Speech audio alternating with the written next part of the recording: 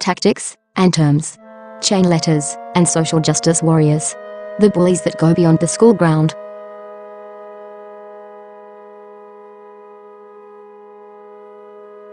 Chain letters, most of them made up by anonymous trolls, bully us well beyond school age, only we may not even realize it. They do this by using emotionally manipulative language to make people feel obliged to spread them. The most recognized emotion associated with chain letters is fear. Send this to 15 people within the next 15 minutes or you will die. What do you have to lose? Your life, so please send this on too. But other emotions are used against us too, well beyond school age, when we no longer fear the ridiculous lies that scare young people in typical death chain letters.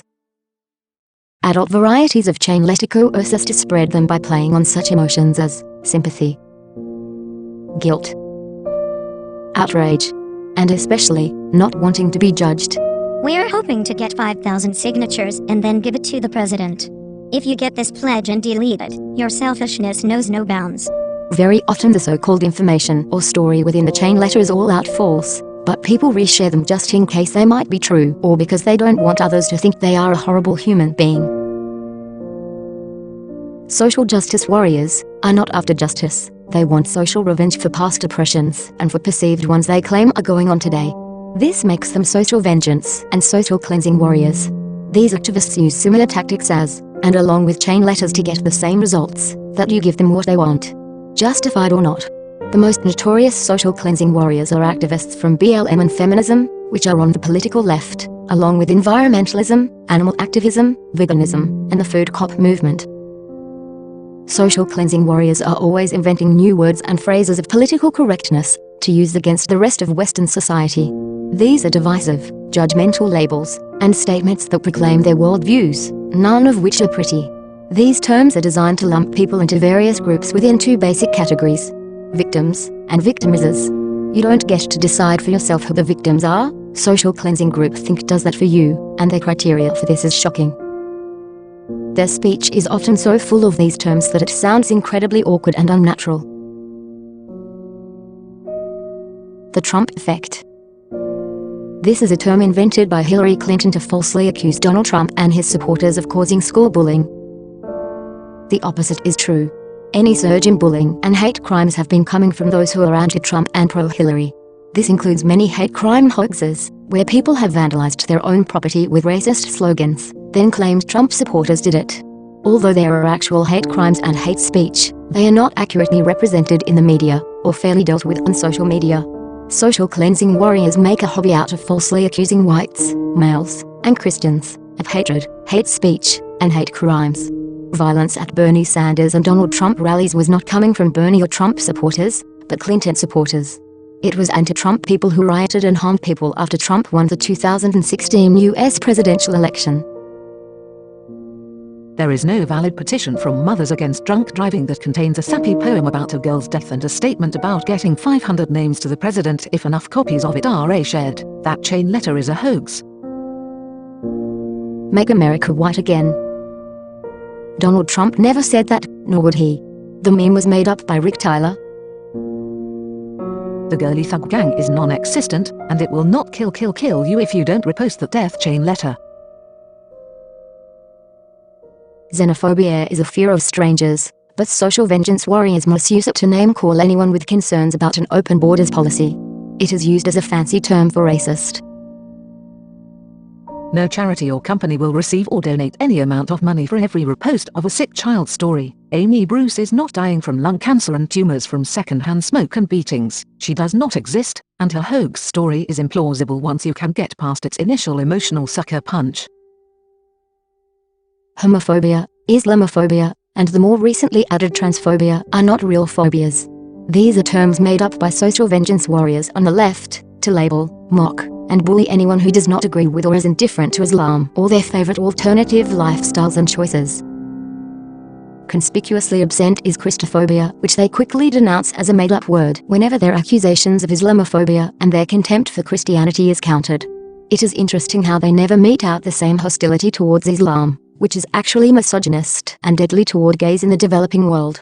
Despite this, social cleansing warriors still insist that Islam is a religion of peace. If they are going to dare to criticize Islam at all, they also make sure to lump Christianity in under the term organized religion.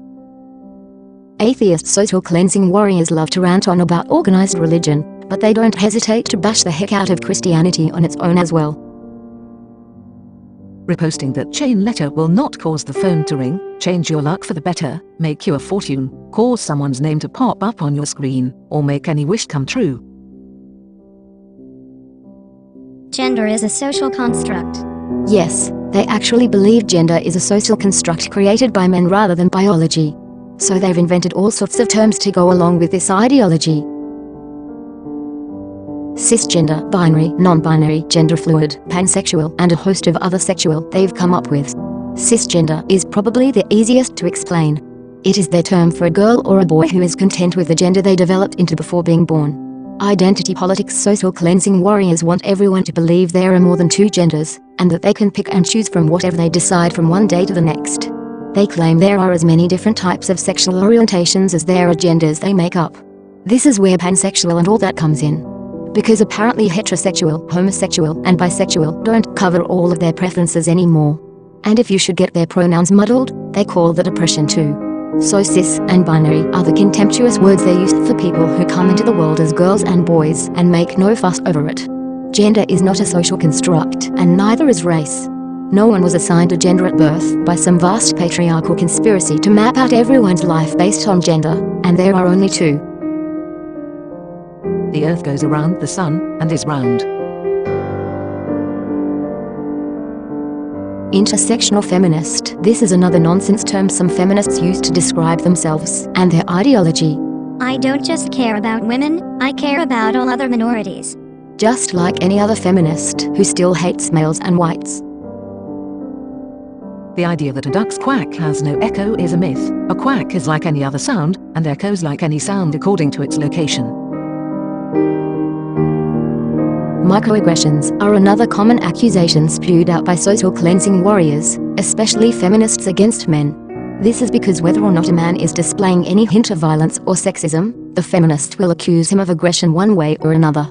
So all it takes is for a man to respond to whatever a feminist says with anything other than a "Yes, you're right," for her to fly off the handle with, "You're microaggressing me. You're treating me like a crazy second-class person just because I'm a woman. You'd never treat a man that way."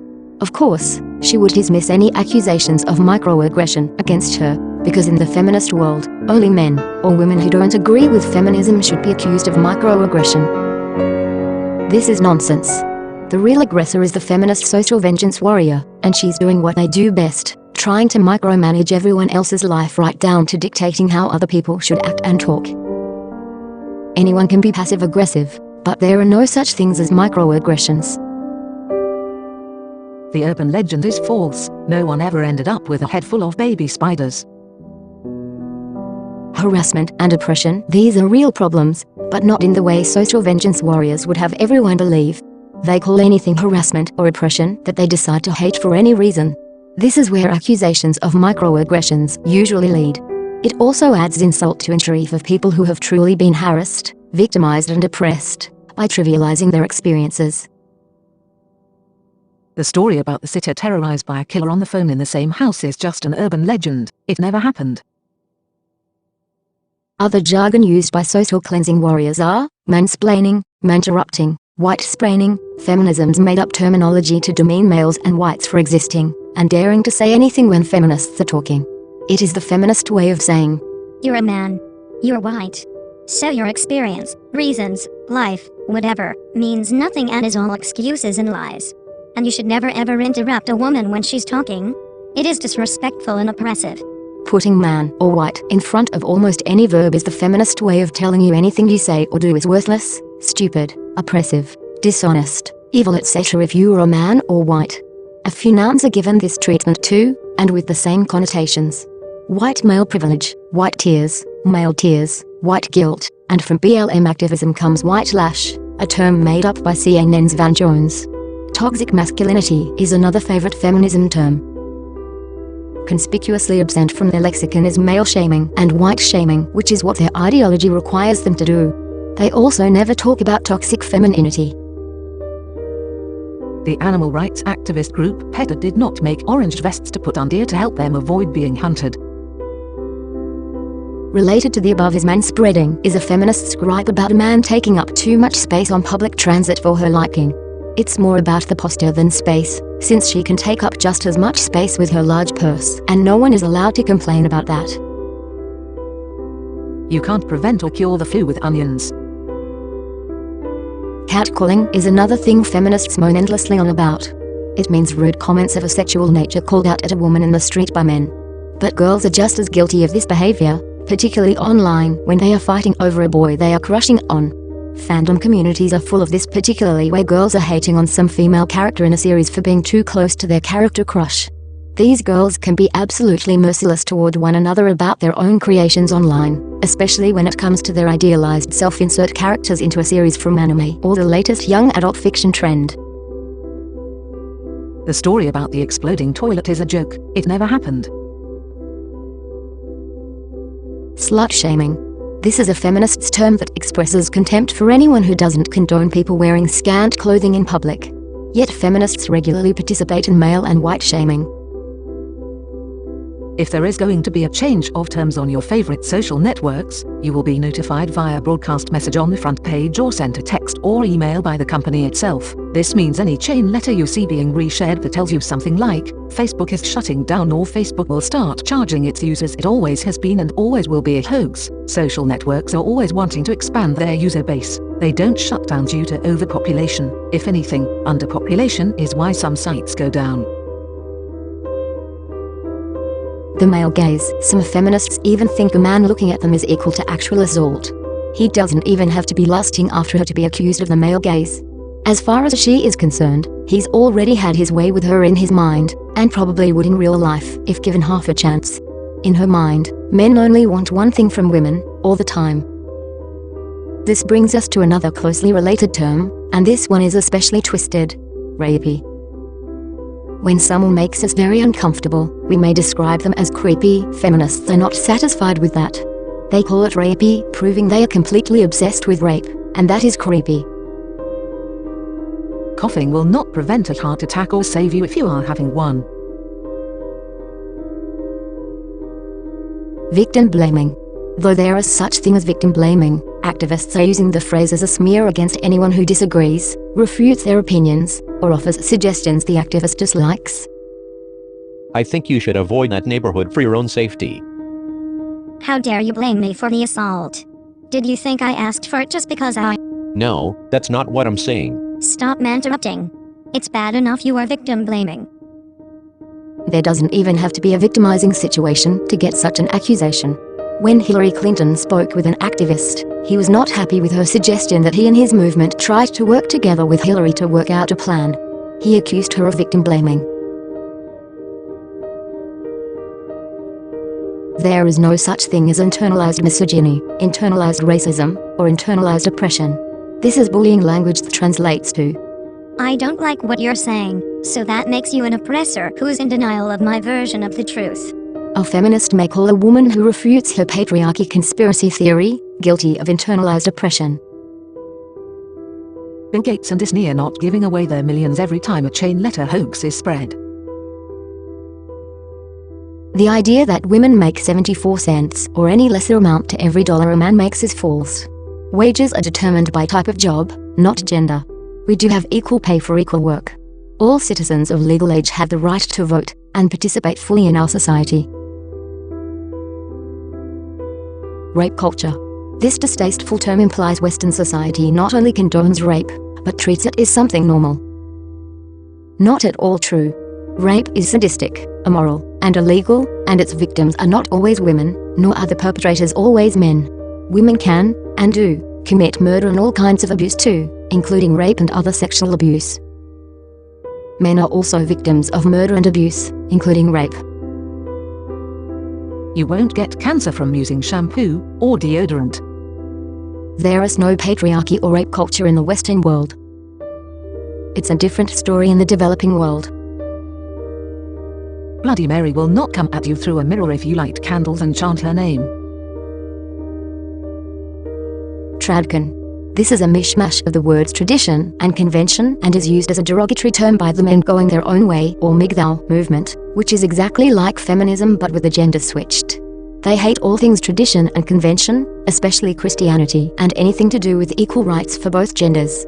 MGTOW and feminists are awfully fond of referencing breasts and genitalia whenever they can, often replacing the words male and female or man and woman with some crude term for breast or genitalia. They do not see people as people, only as walking sex organs. The story about the stone babysitter who put the baby in the oven mistaking it for a turkey is a gruesome tale, but it is a hoax. The term cuck is also used by the men going their own way social vengeance warrior movement, and it has also been adopted, unfortunately, by some conservatives who have a special dislike for male feminists or male social cleansing warriors in general. Cuck is an ugly term. It sounds like a combination of a crude word for female genitalia and an F-bomb. But it is actually a short form of the word cuckold. That is an old-fashioned term for one who has been cheated on. But the social vengeance warriors have twisted it into meaning a man that lets and watches his girlfriend or spouse sleep around. It also implies ownership of the woman.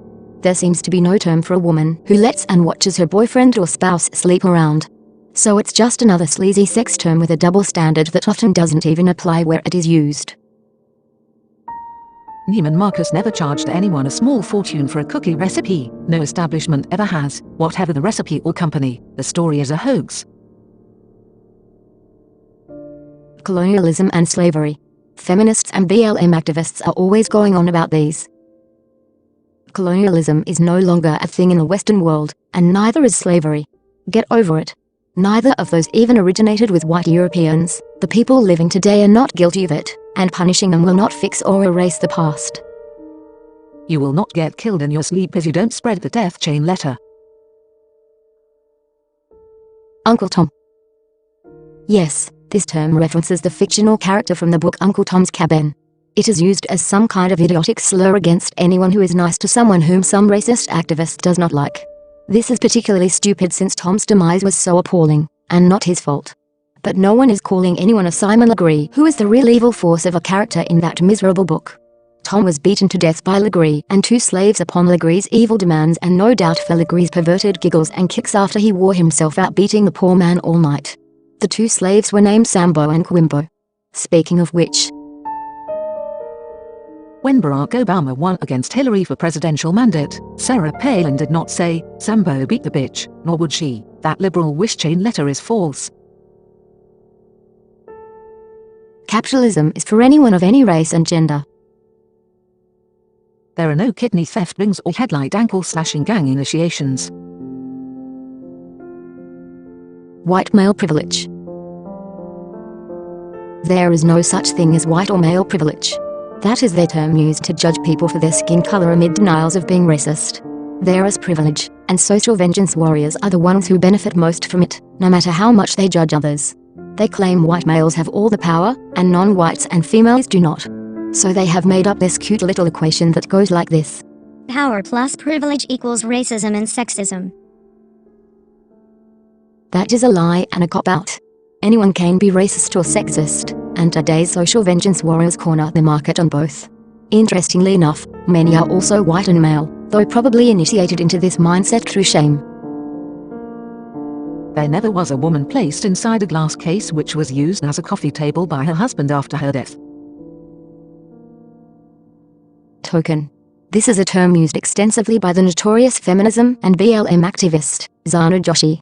It is her way of expressing utter contempt toward black people who are police, or are for the police, and not in agreement with Joshi's activism. It is her way of saying, "You can't be a real cop because you are black. They're only hiring you to make themselves look good. You are a traitor to your race." The story about the fried rant found among some fast food is a hoax. people of color. This term sounds awfully close to the redneck past term, colored, to describe black people. It sounds exactly like a snooty plantation and slave owner. Rednecks, slave owners, and today's social vengeance warriors are wrong on another level. White is also a color. Contrary to feminist and BLM conspiracy theories, there is no power structure for white male dominance.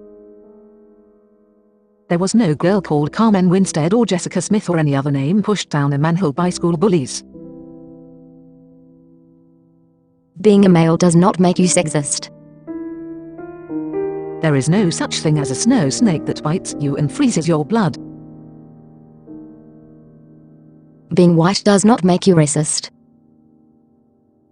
A rat was never mistaken for a small exotic dog, and no one ever had their dog served to them as dog soup in a foreign restaurant.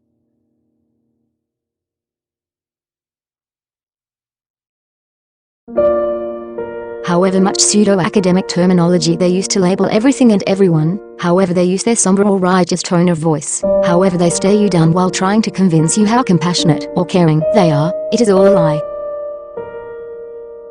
As feminists and Black Lives Matter want males and whites feeling perpetually guilt-ridden and ashamed of their gender and skin color, they also want non-whites and women feeling eternally sorry for themselves under a false sense of oppression and entitlement. They call this empowerment of the oppressed, social justice, or transformative justice. It is not empowerment, justice or equality at all. It is playing the victim, entitlement, and social and cultural vengeance. It is not anti-bullying. It is super-bullying, all based on their hateful, power-hungry ideologies of racism, sexism, and their contempt for conservatives and Christianity. What's especially sick is that resources that were once reliable at busting chain letter hoaxes such as those mentioned in this segment, have now gone political, and even worse, to the political left. So they continue to claim most chain letters are coming from conservatives and most are untrue, while the few coming from the left are more likely to be judged by these sources as true or unproven. If such chain-breaking resources are really non-partisan, they should be debunking as many left-wing chain letters with the same amount being classified as false and unproven. So like the mainstream media, even these sources need a complete overhaul, or else stick to non-political subject matter.